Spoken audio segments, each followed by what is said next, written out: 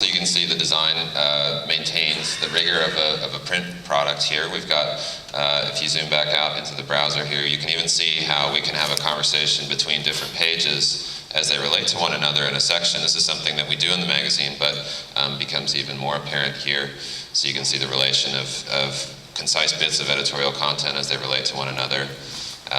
We can build in interactive maps here. So this is Thomas Pynchon's version of LA, and the reader can go through. This would just be a static, obviously, in print, but we can engage in all kinds of new ways.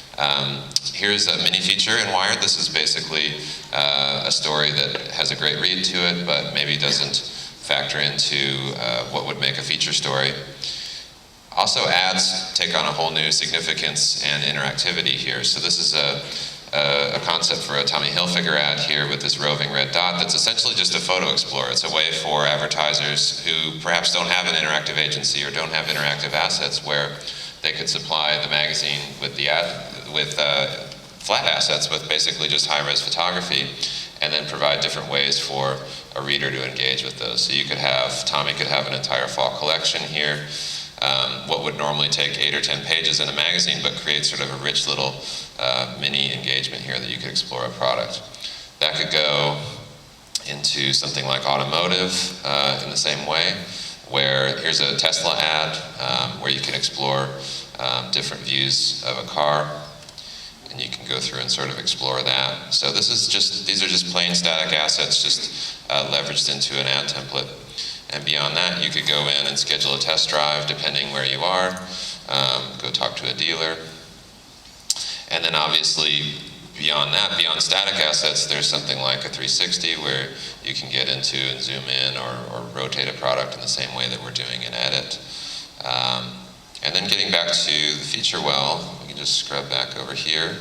This is the splash page. This is the issue number that introduces the feature well to Wired every month. And that high level of design and engagement that we've been talking about is still here. This is the exact same feature well that appeared in print, and you can see engaging on that vertical axis the importance of layout and the context that we're able to provide, various bits of content and pull quotes and sidebars as they relate to a story. You can build in infographics. It retains all of the sense of place and info density that you would in a print magazine. Just in an easy way to flip through. And you don't have to actually be back at the top of an article to access right left. It doesn't matter where you are, and the browser still remembers that place in where you are in the magazine. So you could close this, go back, have this reopen right at where you left off, and then you can go and flip to the next page.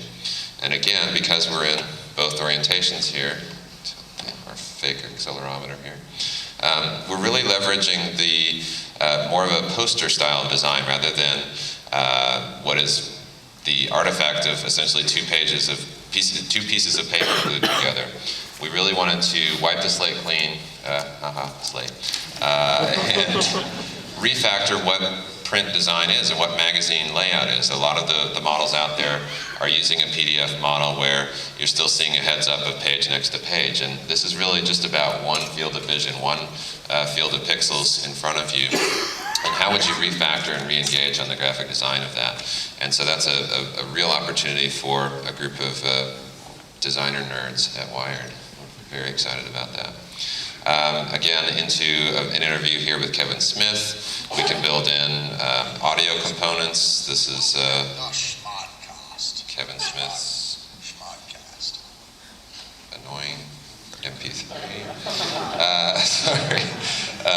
And then not everything has to move or have video to it. The importance of a great, well-crafted layout is hugely important here. The importance of photography and how readers engage with that photography and that storytelling. Typography is still playing a huge role the way it does in print design.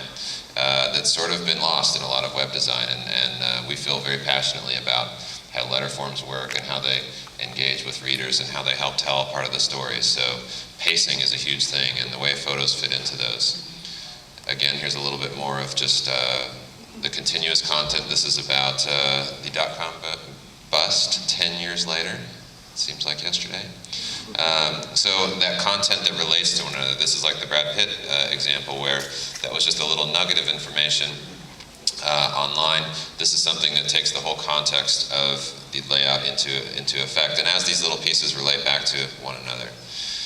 Here's a story about wheat rust and the risk that it plays in the global food chain. And again, you can see that reading really matters here. The clarity and consistency of that body copy that we've gotten away from in web, we can get back to in print and back to in the tablet. And then the way to interact with and engage with infographics at the reader's choosing. They can be back into portrait mode, and you can see that map just takes a piece of the layout the way that it would in print, but then by reorienting the device, you can engage with it in a whole new way. So this isn't wired up yet, but you could choose by year and factor and slice the data as you wanted to choose it.